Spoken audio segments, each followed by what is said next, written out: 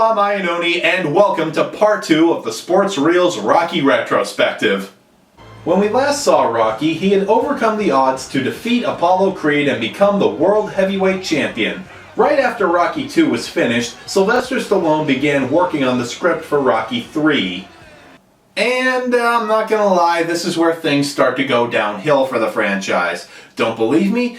Just take a look at each DVD I have for the movies. Here's the DVD for Rocky I. As you can see, it has the iconic image of Rocky at the top of the stairs. This is the DVD for Rocky II. Shows the image of Rocky and Apollo having their second fight. And these are the DVDs I got for Rockies 3, 4, and 5. No images at all, just blank DVDs like the ones you can pick up at Walmart. And bear in mind, I got all of those movies from the exact same box set. Doesn't exactly inspire confidence now, does it? But it's like they say, you can't judge a book by its cover, so let's dive into Rocky III and see if Stallone was able to recapture the magic of the first two. Oh hey, what better way to recapture the magic of Rocky II than by starting the movie with Rocky II? Seriously, enough with the recaps, we get it. It's not like the last movie flew under the radar, it's fucking Rocky. After the recap, we jump right into a montage. Wow, they're not wasting any time. This montage, complete with Survivor's Eye of the Tiger, shows Rocky going around the world to defend his title. He keeps winning matches and starts getting major endorsement deals. I guess he learned how to read cue cards in between movies.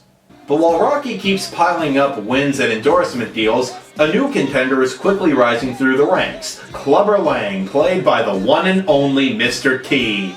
Yes, that's right, Mr. T is our villain this time around. Ooh, this'll be so delightfully 80s. After the opening montage, we see Paulie walking through an arcade. Kids, you can ask your parents.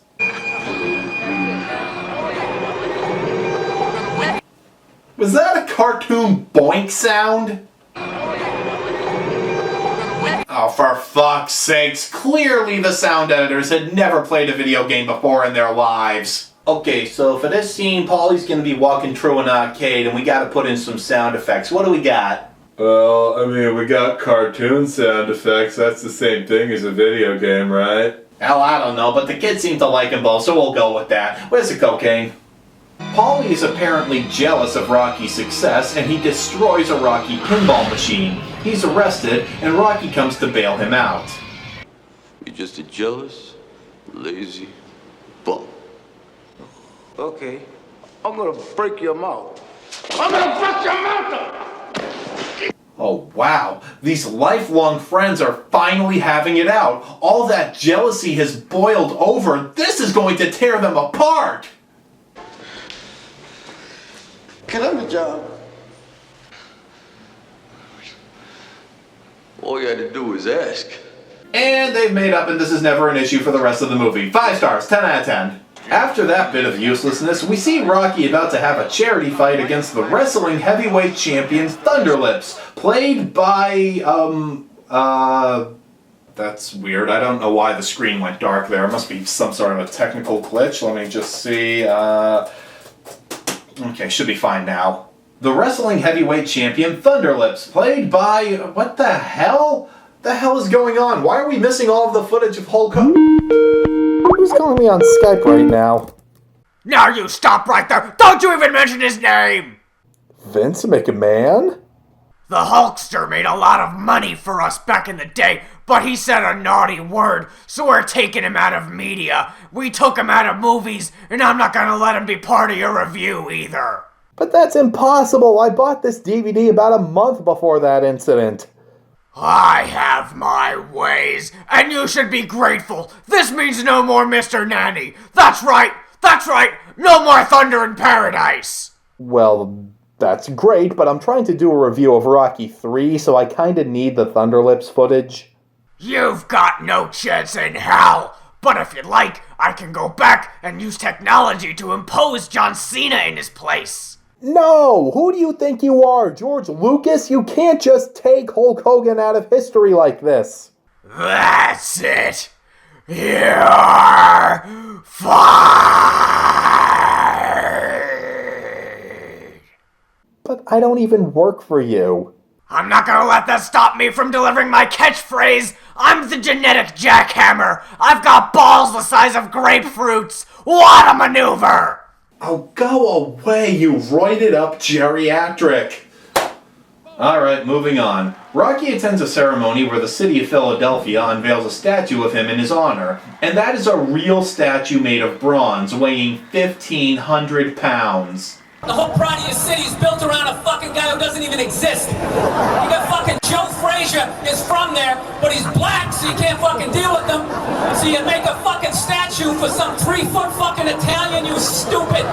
After the statue is unveiled, Rocky announces his intention to retire from boxing, but Clubber crashes the party and issues a challenge to Rocky. Rocky does want to fight him, but Mickey refuses to take part in the fight. Back at Rocky's mansion, Mickey confesses that each opponent Rocky has faced since he won the title had been hand-picked. They were easy opponents, unlike Clubber. But Rocky insists that he can win, and Mickey reluctantly agrees to train him for one last fight.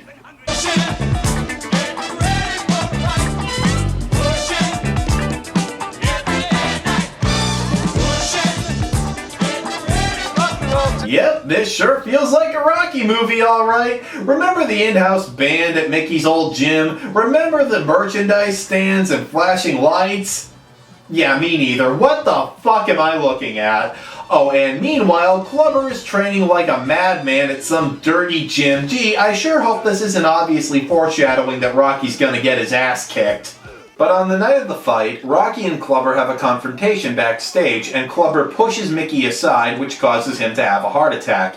They take Mickey to the locker room to get treated by the doctors, and Mickey tells Rocky to go on and fight the match without him. So, let's see a fight!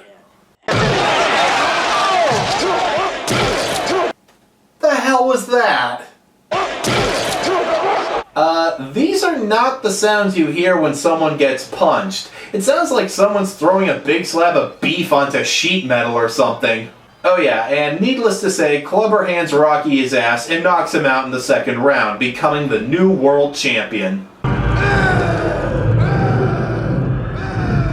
Ah yes, the sweet sounds of victory. Back in the locker room, Mickey is fading fast, and the doctor tells Rocky they need to get him to the hospital right away. So what does Rocky do? He has a long conversation with the dying man. I love you, kid. I love you. Luke? All right, straight. Luke?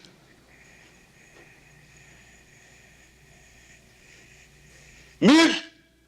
Yeah, maybe move your ass next time, Rocky. Also, is Clubber going to be facing involuntary manslaughter charges, or how does that work? So, yeah, kind of a surprise for the series, but they killed off Mickey. Rocky and the others attend his funeral and, whoa, hold on, Mickey was Jewish? They never told us he was Jewish in the first two movies. I wish they had, because now I have all sorts of jokes. Alright, what's the difference between Mickey and a vending machine? Hey, come on. It's not fair, man. You can't make First Jewish joke jokes, makes you're not Jewish. Jokes. Now you're doing this. It's not kosher, man. It's not kosher. Yeah, what these guys said. Alright, no Jew jokes. Wait a second, Doggins, what do you care? You're not Jewish. In fact, I'm pretty sure Gansel is a German name. Oh, right, it is. That's why I get so hungry when I'm around these guys.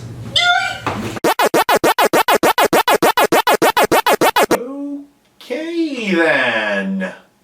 Rocky falls into a depression, but then his old rival Apollo Creed finds him. Apollo has a plan, and he wants to train Rocky for a rematch against Clubber. After some convincing, Rocky says yes, and the rematch is set. Apollo takes Rocky to train at a rundown gym in a bad neighborhood of Los Angeles, which back in the 80s was called Los Angeles. Ooh, sick burn. We gotta leave. I got a reputation. What do you mean, reputation? You heard. I don't like these people. Oh, Polly, you're so delightfully racist. But Rocky is plagued with self-doubt and guilt, and his training gets off to a very slow start. So Adrian has to light a fire under his ass. Apollo thinks you can do it. So do I. But you gotta want to do it for the right reasons. Not for the guilt over Mickey. Not for the people. Not for the title. Not for money or me. But for you. Wait, she's actually encouraging him to fight? Well, that's new. Normally she's telling him to retire. Oh, I get it. Reverse psychology. Now he's going to want to retire. Ah, damn it didn't work. Yep, once again, Rocky finds his spark and excels in his training. And, is it me, or are Rocky and Apollo way too happy together here at the beach?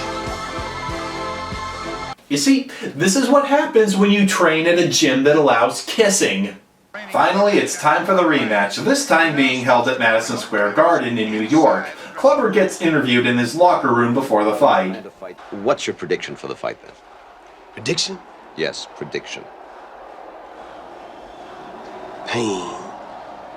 So, you predict that there will be pain in a boxing match. Well, thanks, Nostradamus. Rocky makes it out of the first round in much better shape than the last fight, but the second round clearly goes to Clubber. Who cares though, am I right? I mean, we all know how these fights go at the end of Rocky movies. It always goes to the final round.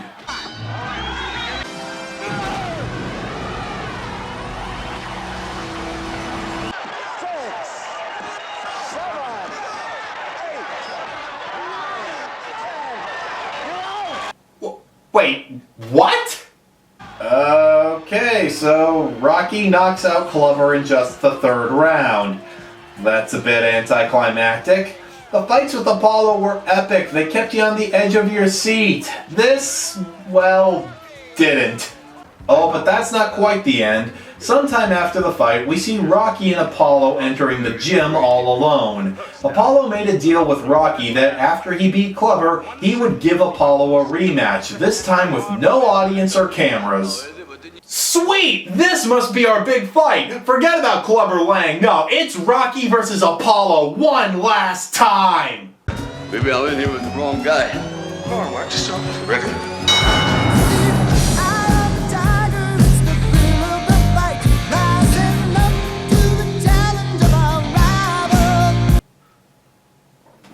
Fuck you! God damn it, you cheated us out of another awesome finish. I call bullshit. And that's Rocky 3. Now, it doesn't quite live up to the standards of Rocky or Rocky 2, but that's not to say it's a bad movie. It's an interesting new take to see Rocky dealing with fame and fortune and success, and it also serves to humanize Apollo Creed, making him far more likable than in the first two films.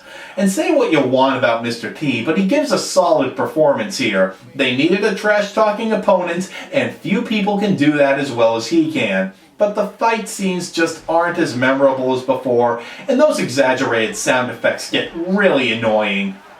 This was supposed to be the final movie in the Rocky series, but the send-off just wasn't very good. However, it was a huge success at the box office, so another sequel was planned. What's in store for us in Rocky 4? Pain. You said it, Clubber. Rocky 4 starts with, what else? Another goddamn recap of the previous movie's ending. Yeah, thanks for reminding me of that stellar ending. Seriously, how about you start by showing us something new?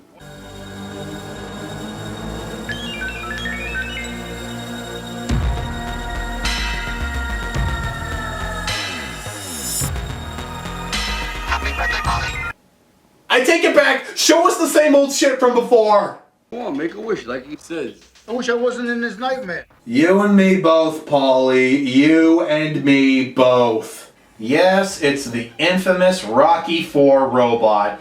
Good God, do I hate this thing. It looks ridiculous and it's completely out of place in a Rocky movie.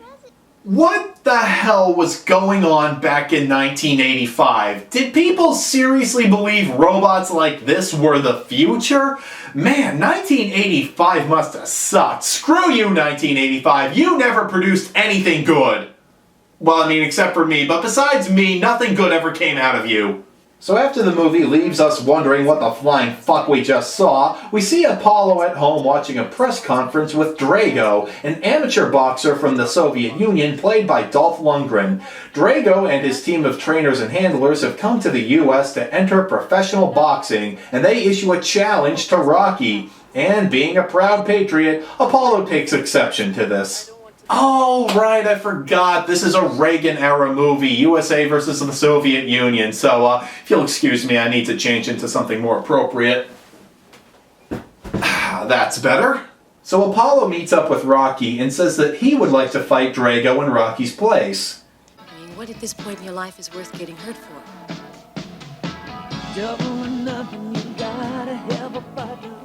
the hell is that? That's my girl. Thanks, hon. You're welcome. It's a nice song. It's my favorite. You're the greatest. See you, sport. Oh god. Paulie gave the robot a woman's voice. That's his girlfriend now? I just... but you don't... but you can't just... but... no! Just... no! Why are you doing this to me, Stallone? Why? Like I was saying, You know, I don't think Carl Weathers knew that thing was going to be there. I think they just rolled it into the room without telling him ahead of time so they could film his genuine reaction. So the fight is on, and even though it's an exhibition match featuring a retired star who hasn't had a fight in 5 years, it becomes a huge event.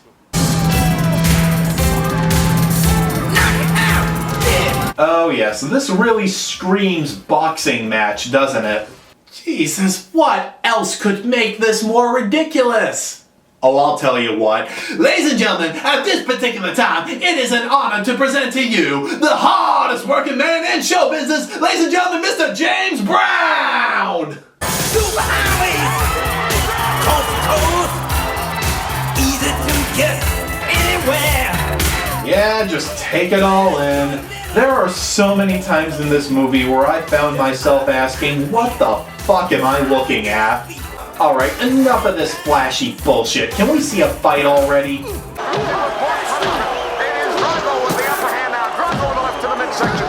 Or a complete one-sided drudging, whichever you prefer.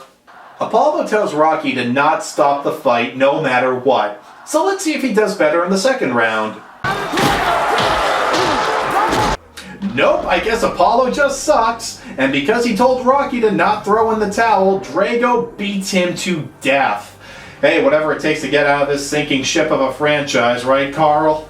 If he dies, he dies. If I face murder charge, I face murder charge. After Apollo is laid to rest, Rocky sets up a fight against Drago to be held inside the Soviet Union. Drago's wife, played by Stallone's at-the-time wife Brigitte Nielsen, says there have been threats of violence against her and Drago since the Creed fight. Imagine that! I'm afraid for my husband's life. We have threats of violence everywhere. You have this belief that you are better than us. You have this belief that this country is so very good and we are so very bad. You have this belief that you are so fair and we are so very cruel. Come on, this is starting to sound like professional wrestling. I half expect Thunderlips to show up. Not even gonna answer it. Oh yeah, and Adrian doesn't support Rocky's decision to fight Drago, blah blah blah. Skip it! So Rocky and Paulie pack for Russia, and the robot is nagging Paulie. Paulie, did you pack your toothbrush? You know how tobacco stains your teeth. If I've told you once, I've told you 1,000 times. Hey, stop busting my chops. Paulie. I'm gonna have a wires tied when I get back. Man, this is the strangest remake of Her I've ever seen. After arriving in Russia, Paulie does what he does best, complain. What a depressing vacation.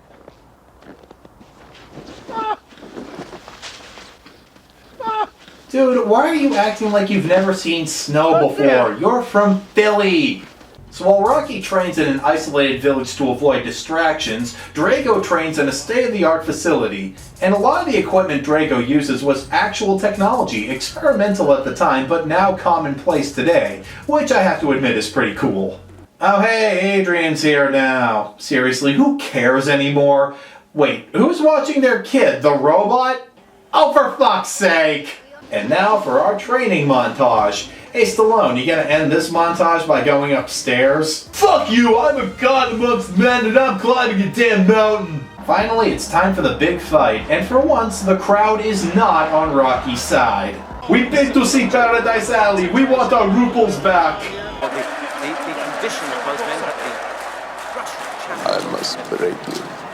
You do that and you won't get a part in Expendables 4. Good. Sure enough, in the first round, Drago dominates Rocky, but of course, Rocky summons up his strength and fights back.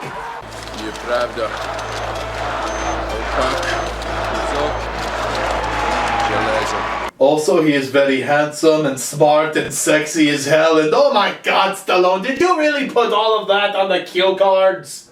Going into the last round, Rocky's determination has won the crowd over and they begin to cheer for him. This angers Drago's manager.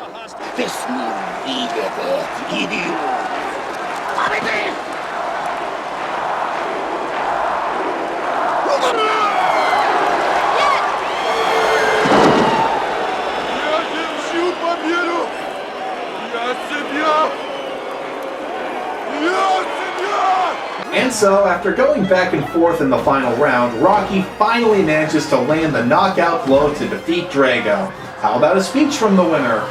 I've seen a lot of people hating me, and I didn't know what to feel about that, so I guess I didn't like you much none either. I've seen a lot of changing. The way you felt about me and the way I felt about you. That if I can change, Я думаю, что каждый тоже изменился сегодня. and you can change, Вы можете измениться. everybody can change. Каждый может измениться. Did Rocky just end the Cold War? I think that is seriously what just happened here. Rocky is so awesome that he single-handedly just ended the Cold War. Forget all those years of espionage and the nuclear arms race. Nope, a boxer from Philly ends the Cold War. Good God, Stallone, could you suck your own cock just a little more? And that was Rocky 4, even though it sure as hell didn't feel like a Rocky movie. It's too flashy, too full of itself, it only serves to inflate Stallone's ego, and that robot was just unforgivable. But even though this is considered by many to be the worst entry in the franchise, it's still entertaining just for how over-the-top goofy it is. But that's not Rocky. Rocky's not goofy. Rocky's not over the top. Rocky is supposed to be gritty and real. In short, the Rocky franchise needed to be brought back down to earth. Could that be accomplished? Well, join me on the next Rocky retrospective to find out.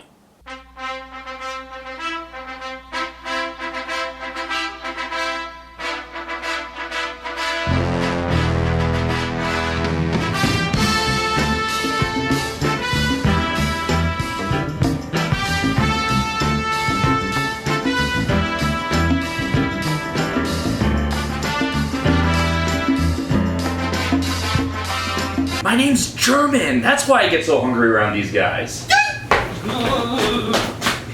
Did somebody say Jew for dinner?